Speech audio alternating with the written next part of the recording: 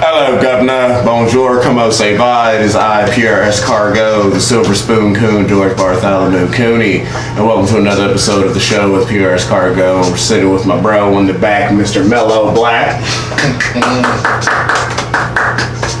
And Mr. Melo Black here is a fellow stand-up comedian. I've performed with him at a very few places. Very funny individual, very black as well. So we're going to get right on going with the question. So, Mr. Melo Black, that is your name, so everyone knows who you are already. Do you have an Instagram, my sir? I do. It's Melo Black Comedy. Is it Melo? How you spell that? M-E-L-O. And black as in the color? As in the color. As in me. Like Black Panther. And whenever I ask you, you look like M'Baku? No. That just hit me. You're big like M'Baku. Like anytime a white person talks, like if you were just like, I promise they wouldn't be like, could you stop? I challenge him. He's this fucking. That was Killmonger though. But is your Melo Black the same thing on Facebook? Yep. Same thing on Facebook. Because I had to ask how you spell it because words mean things nowadays. Got you. So what got you into doing stand-up comedy? I mean, people had told me that I should try it from time to time, and then in October I lost my job. So when you lose your job, you start exploring all the avenues. Right. I mean, like, what else do I have to lose? Well, I have no reason to live right now. I had time, so sat down, started writing jokes immediately, and hit my first open mic. Okay. Good time. So, speaking of your first open mic, where was it and how did it go? It was at the Strand, and there was probably about 13 people there by the time I went up. And how many of them were comedians? Actually, like 4 comedians still there. Oh, so that was actually a pretty decent crowd, I suppose. It was. Okay. It actually went pretty well. Pretty well? Yeah. So you didn't bomb? I didn't bomb. Okay. And I got some laughs. Okay. Where do you usually do stand-up? The Strand, of course, right up the street from us here. Relapse, Cats, sometimes, Rocky Mountain Pizza. I've never been there. I wrote this down before we started recording, but Cats Cafe is going to be there Tuesday. The show usually starts around 8:45. I may also be there. The Strand Theater at the Marietta Square. That show starts at 7:30. It's free. That is on Wednesday night. Relapse Theater show starts at 9 p.m. That is on Thursday. Also free, I think. Is it free? Okay. We're comedians. We don't pay to get into comedy clubs. They don't pay me either, so it's cool. It's kind of like a mutual understanding. So we talked about bombing earlier, but what was your most memorable bomb? Like the one that made you question if you're still going to do this. Well, I went to Relapse, and it's only about 3 minutes that you get. And this was the day after what's probably still the best set I've ever had. And I got 0 laughs. I got the pit. but 0 laughs. And, what were you talking about? Do you remember? I don't even remember. You just wanted it was one of those nights you're like, yeah, this never happened. I got up there, I tried to take my jacket off, the jacket wouldn't come on. It just felt doomed to start. There's only about 10 people there. And you couldn't make one of them. Not one. Silence. I don't mean to interject, but I remember my name. I go by Piere Escargot on stage. I didn't want that name when I started doing anything. That's just what everybody would call me. And I remember it was fine when I got to middle school. I was in elementary school, and the teacher was like, "Your name is Pierre," and I was like, "Yeah, shit, that's French." I had no idea what that even meant. This is before Google and stuff like that, so you couldn't just look it up. Okay. And eventually people like French, that's unique, that means Peter. And I was like, cool, I got a name that means something else. It's a compound thing, I'm cool, yeah.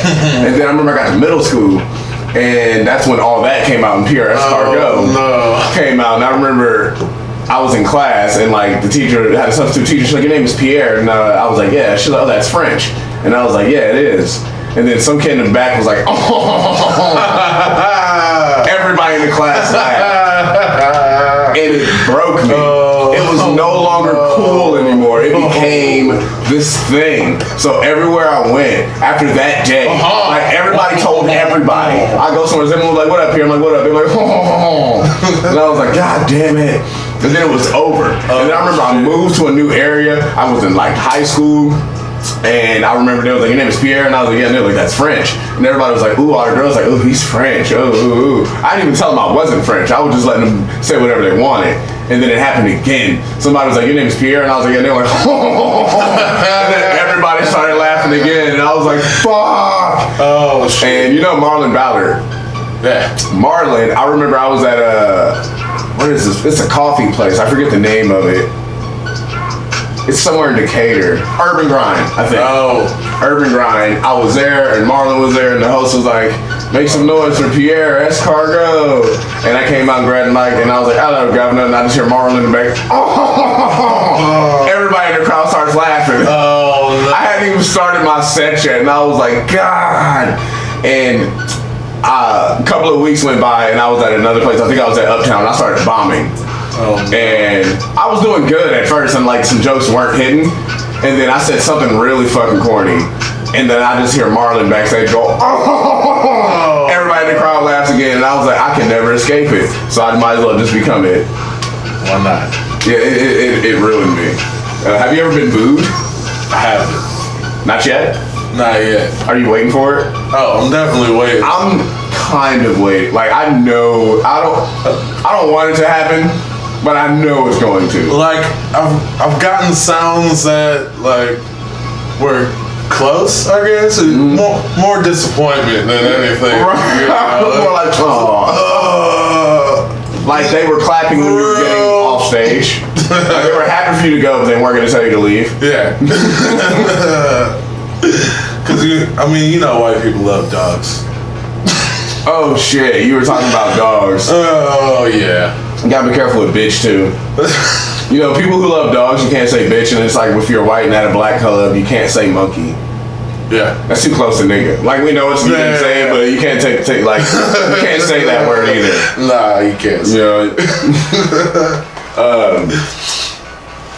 Let me see what else we have. Do you still get nervous before a show? Oh, I get super nervous. It's sick. What makes you nervous? I mean, I've always been nervous, like performing in front of a bunch of people. Like when I was in band, when I played football, when I wrestled, like I wrestled too. All of it. I was just, I'm anywhere in between, like the Bee Gees and Mom's Spaghetti. Yeah, I was the whole time. The 8 Mile, just palms are sweating. Just every time. My first time doing stand-up was at Laughing Skull Lounge. Oh shit! And it was sold out. Oh shit! And I think Chris Tucker was there, and I had no idea about anything. I remember I walked out. Bro, like I never understood what anxiety or a panic attack was. Like I hear a lot of people talking about it all the time. So I was like, this shit's gonna be crazy. So right, like it was 3 people before me, and like I was backstage. I'm literally like pacing back and forth. Like you could literally, my hands are cold, and there's just like sweat coming out. I was like, oh my god. And people like 6 people bombed before. Oh, they were just, that's even worse. That always makes me more nervous. Like. It's just like, oh, what if they just not feeling?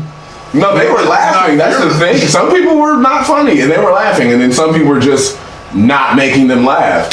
So I remember I went out, and he was like, Piere, I think he said Guyton. I think I just went by Piere Guyton my first time, whatever. And then I remember I walked out. I didn't realize how many people were just going to be fucking staring right at you. Just it's like creepy. Just like with the glove, it's kind of creepy, right? So, and I remember I grabbed the mic, and as soon as I was like, "Oh, Governor," someone laughed, and then everyone else started laughing. I was like, "Fucking got it!" I think I may have said that. And everyone started laughing, and it was dope. Like some people came up, they're like, "Man, that was great. How long you been doing stand up?" And I was like, "First time." Like my voice cracked. I was like, "First time." Like my heart's still going like this and shit like that. But yeah, it was dope. It was more. The nervousness kind of mixes up though. Like I never really know when like where the line of nervousness and adrenaline is though.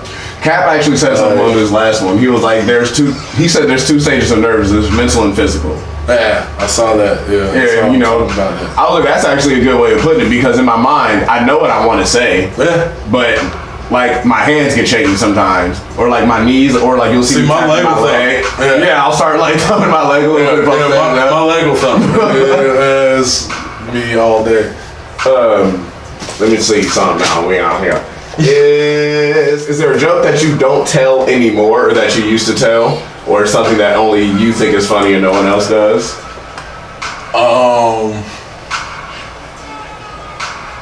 I had this joke that I thought was really funny about Monster Hunter, but it's really just about being alone.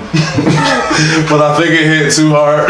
People was like, oh, yeah, I hate that sometimes. People like, damn. I know what you're saying, but that shit's sad as fuck. It's like when you make a joke about when you have, I've never said this joke because I feel like people get offended by it, or they'll feel some type of way. I was like, but I have two brothers. And my mom used to just beat all of us whenever one of us misbehaved. And I would just pray that I was the last one to get beat so she would be tired by the time she got to me. And I would just get like the winded strokes, just come here. Because the first one, she's mad.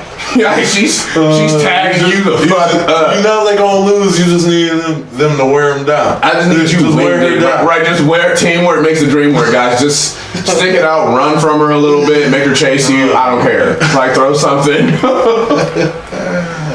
But some people like that's child abuse. I mean, slick, but we broke the TV. I mean, if you break my TV and you're not even my kid, I'm gonna beat your ass too. Oh man, like nobody's safe.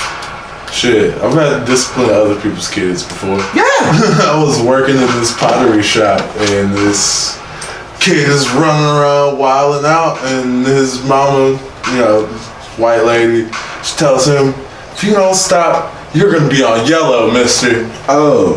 Is it soccer? That's what I was thinking. Red light, green light. Like, I don't know what the fuck I was playing. But, hey, you, right there, sit down. Sit down right now. Because if you break anything in the store, your mama paying for it. She ain't going to be happy about it. So sit down, paint. And he sat down? He sat down and painted. And she looked at me like I was a motherfucking niglet whisperer. How did you... 5 years of summer camp. Nah. 5 years of summer camp, bitch. I remember I was a server at the fish market too. Every Tuesday there was this guy who would come in on lobster day, and he had his kid. His kid was like maybe 3 or 4. He was old enough to run the fuck around. Like run around. And this kid would run around the restaurant every Tuesday the entire time he would eat. And he would literally not even bat an eye. He was kid just zoom, zoom, zoom. Almost would run in the kitchen when we're like running food and shit. Literally running in the bathrooms. The worst. And it was this older dude we worked with, Ron, who was like an OG. And one day Ron was like, "Come here, little boy." And the boy was like, "Huh?" He was like, "Come here." And Ron like grabbed him by his arm. Like was like, "Come here." And the boy was like, "Yeah." And he was like, "Go sit your motherfucking ass down some goddamn where." And the boy was like, "What?" "Go sit your motherfucking ass down some goddamn where." You know, you kick your motherfucking ass down. And the boy just eyes got big and boom, bolted straight back to the seat and just sat down. Oh shit. And just looked up at dad, looked at him, looked back at us, and I was like, "You like Forrest Gump, Lieutenant Dan?" I was like, "You're welcome." Oh man. Got you, bro. What kind of material did you perform when you first started doing stand-up, if you remember? I mean, I had just lost my job, so mainly sadness. I want you guys to laugh at how I'm feeling right now. If you felt like me, you should probably call somebody. Okay, well, how did you develop your material? Well, how did you and how do you now, or is there a difference? I mean, a lot of it is just like real life situations or jokes that have just come up in conversation, and I'll usually just write down the idea. Like if I don't have, I'll write it down on my notepad. If I got an idea. That's cute, by the way. I know, isn't it? It was all set. Like I think it's even funnier because you have these big ass hands, And that book is probably about the size of like 4 of your fingers. See, but I got big ass pockets, so it goes like right in my back pocket. It's convenient. Do you write really small? Not really. So you got like 6 letters on each page? No. One day I was walking down the street. I don't think I write small. Shit, it's normal size shit. That is small. It's not that small. That's actually about the size that I write, but my book's way bigger. Either way. I adjust. If it was a bigger book, I'd probably write it. I think I write a little bit. I'd probably put like nine words in there. Get a whole sentence, you know. What is something that you learned from doing stand-up that you wish somebody would have told you?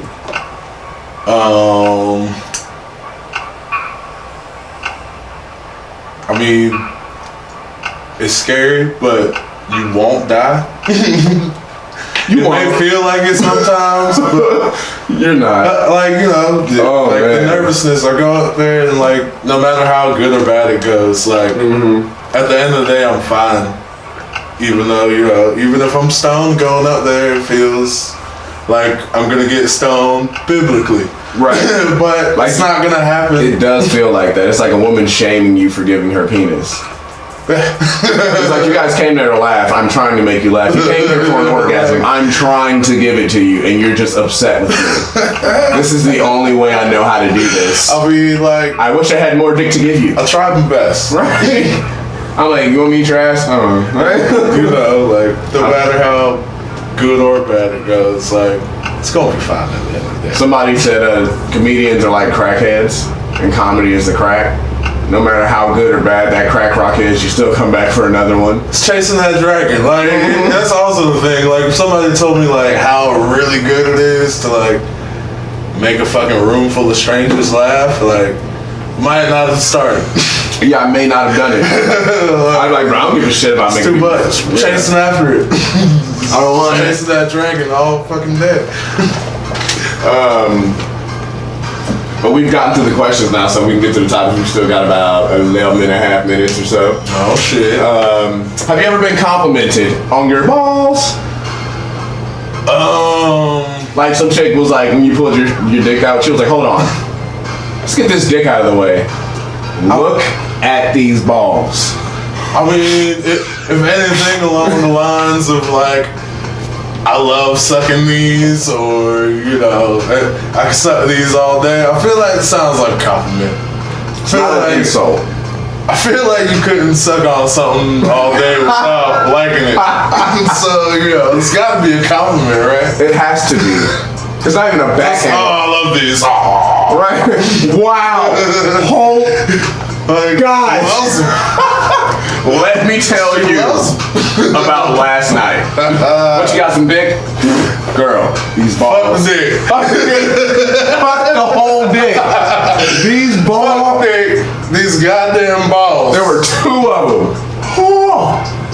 Lord. Let us pray.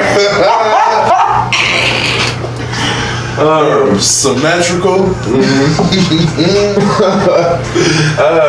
That was fun.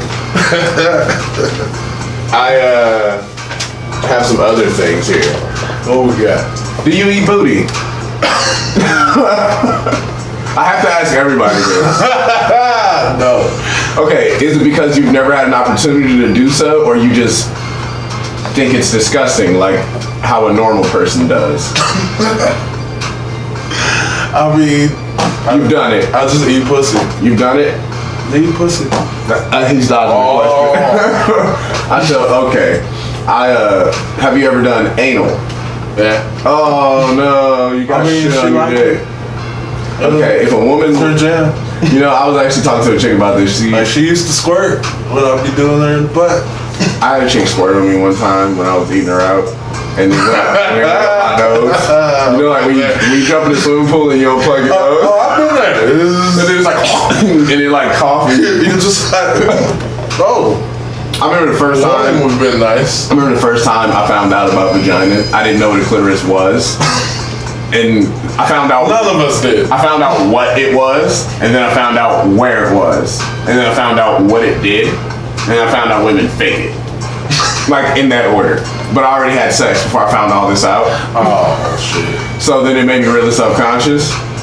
And then I remember I was fucking this chick and she was like, I'm coming. And I was like, whatever. Because I don't believe anybody anymore.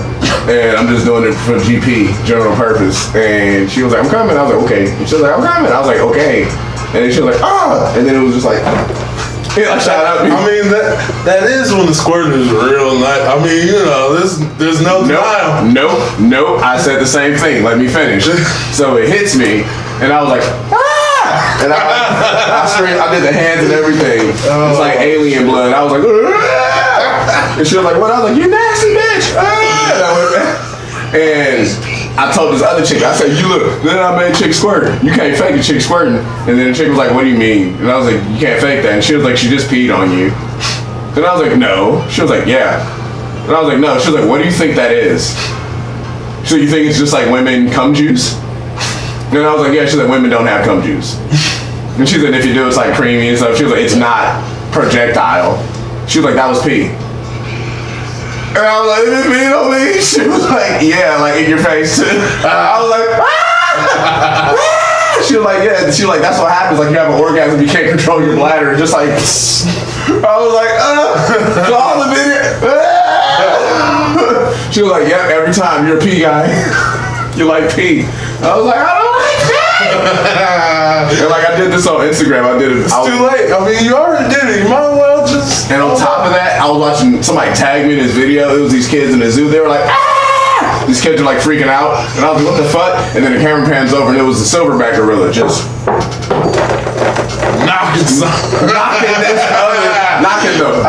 knocking the silver off the back of this gorilla. Just. And then that ain't even the funny part. The funny part was nigga stopped. He was like.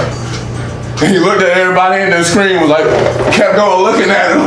And I was like, yeah, he need that. He needed that. What y'all looking at? He run that. Motherfucker exhibitionist. Right. And then the kids, like, one of the little girls was like, ah! She was like crying. Better shut your mouth before I put my cock in it. And then then the nigga started shaking his back. He was like, oh, there you go. There you go.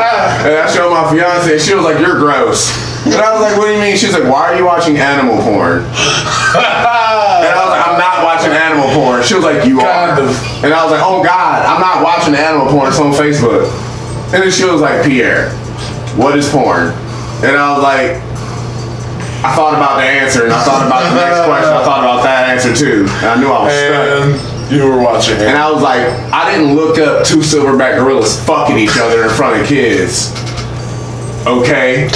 I said, I was looking at his form, okay? Because he fucked just like I do. That's my stroke. Exhibitionist silverback. Right. Zoo.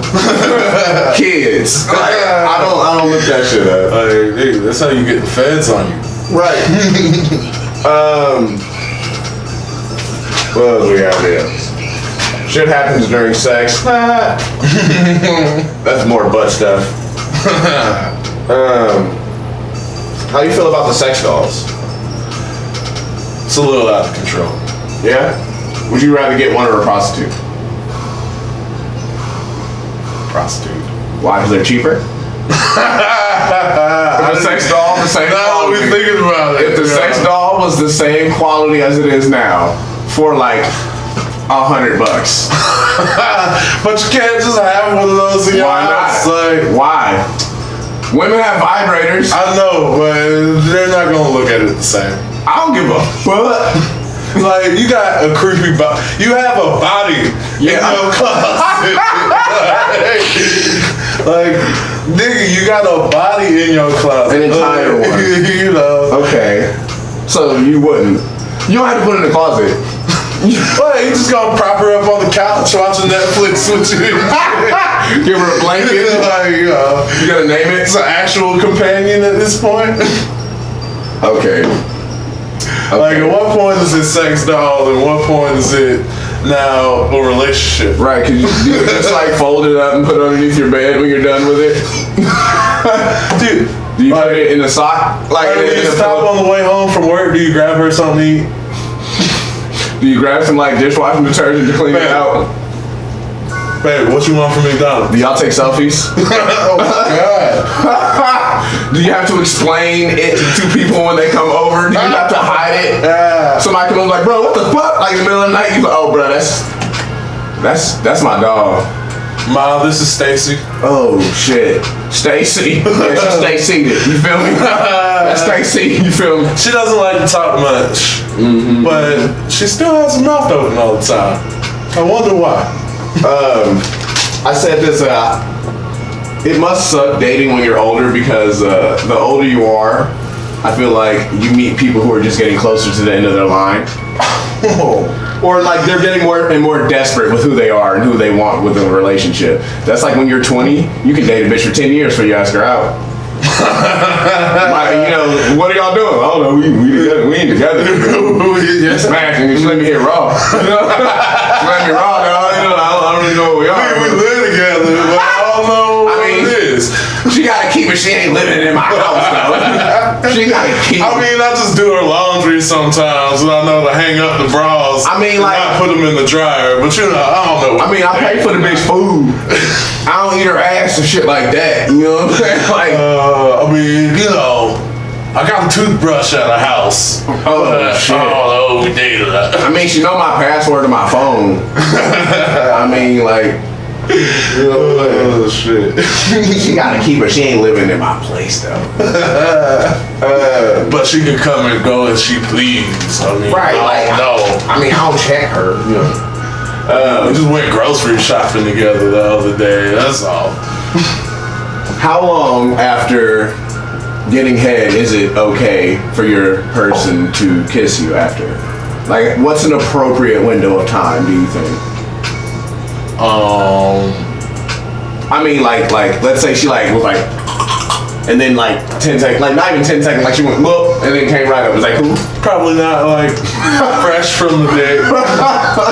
Not like jump off the bed right here, you know? Maybe like let's go have a beer or something.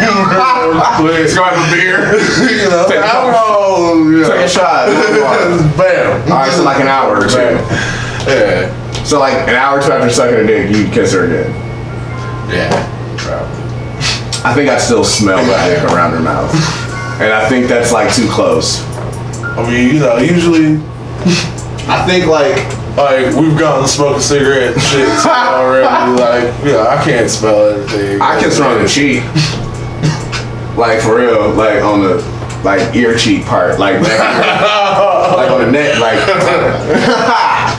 you know, I said that to my fiance. She was like, I swallowed it all. And I was like, there's no way. She was like, what do you mean? I said, like millions come out and it only takes one to get you pregnant. And you swallowed all of it? I don't believe you. And she was like, well, what do you mean? I said, okay, that's like, you know how effective the Nazis were at hunting Jews? They couldn't even get all of them. And I was like, you don't have a Nazi mouth. Like, I was like, you know, you ain't got the Ash Ketchum, gotta catch 'em all. I was, I'm pretty sure like at least 100 got away. Out of 1 million, that's good numbers, but I'm pretty sure like you got like 7 in your gum somewhere. And I'm not trying to indirectly taste cum. Like, you know, like I say a solid like 24 hours. I put like a girl's own panties in her mouth. Okay, women are nasty. They like to taste themselves. We talked about that too. Like I talked about this. I said like butt grabbing during sex. Yeah. My fiance was like, yeah, I like it. I said, I don't like it. She's like, you don't like it when I grab your butt? I don't like it. And I was like, I mean, no. But you just keep doing it. I mean, I'm not gonna be like, stop touching me, but. And then she was like, I think it's weird that you don't like it. I said, if I liked it, I think that would be weird. And she was like, what do you mean? I said, okay, like, let's say I start smashing, and then I just stop, grab your hands, and like, put them on my ass. And then just start stroking, and I like make you grab my ass harder. And then she was like, yeah, that's weird. And I was like, right. I'm like, yeah. Girl, last night when you grabbed my ass, that did it for me. Love it when you grab my ass. She was like, okay, yeah, that's it. I've had a girl choke me, goddamn. Nah, I'm punching you in the throat. I got bad memory. Nah, but you trying to be fighting now. Like, I mean, you know, her hand wasn't that big. She couldn't really, like, She was, you know, it was more cute than anything. like, was she doing it like for posture? Like, was she riding you and then she was like hand on the neck, hand on the chest, like. No, she was like. No, he said nah. She was I mean, we was kind of like just flipping everywhere at that point. I feel like this has to be like a wrestling ring because you're a big ass nigga. Like I can't imagine you flipping around in here. Nigga, queen size bed. Come on. I'm over here on the futon. Nigga. No, I can't do it. I got the queen size bed for my damn self, my big ass. We're getting ready to wrap the show up here, folks, in a moment. Yeah. But I think that's all the topics we have here for discussion. Is there anything you want to talk about before we head out of here, Melo, bro? Not in particular. I have fun being here. It is what it is. That's why I'm funny. Yeah, I learn how to defend myself. Right. I said I would much rather. I'd be more afraid of like the ugly dude with a good sense of humor than a good-looking guy with money around my woman. Cause you know that money could go away. You know that body, the looks, they could go away. But you know, a witty motherfucker probably gonna be witty forever. Oh yeah. I ain't the best looking nigga in the world, but I make you laugh and like eat your pussy all the time. Shit. I ate the pussy on the first day. Then I brushed teeth for Colgate. You gotta play your cards right, nigga. Look, I tell you, look, the first day if I take you to Waffle House and you cool with it, second day we going to Spo with a child. You gotta pass the test. Like, you know what I'm saying? Like, I'm gonna stop talking. But that's all the time we got, folks. Thank you for coming to the show with Piere Escargot. Had a good time. Melo Black here. Au revoir. Adios. Arrivederci. Ciao. Sayonara. Salam. Namaste. Niggershit.com. Niggershit.com. Stone Cold Coonery.